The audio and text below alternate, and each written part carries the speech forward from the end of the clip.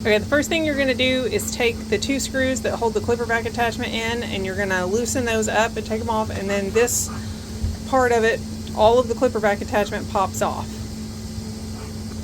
Now we're going to remove the actual blade drive, which is this white plastic piece, clear-ish plastic piece, and we're going to brush and clean all of the bits in there.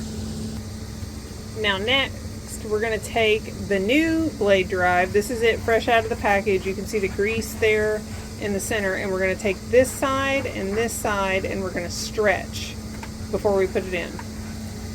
So you essentially grab where the 2 screws would go in on either side, and you gently pull until this little section here starts to bend out, and sort of stretch it to bend those joints so that they're more flexible going into the clippers. On your actual clippers, you want to manipulate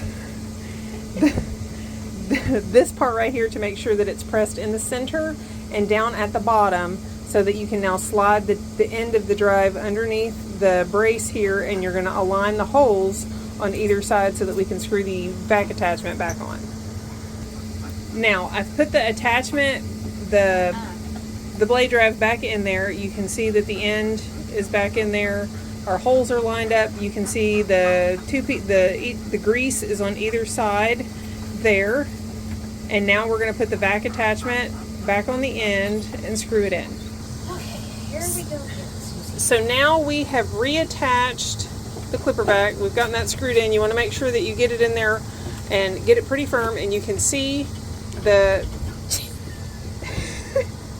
you can see the new blade drive in there. You can see the sides there that we stretched out. Pre-stretching them before you put it in there allows those joints to be flexible, so that when you start your clipper back up, you shouldn't hear any rattling or any noise.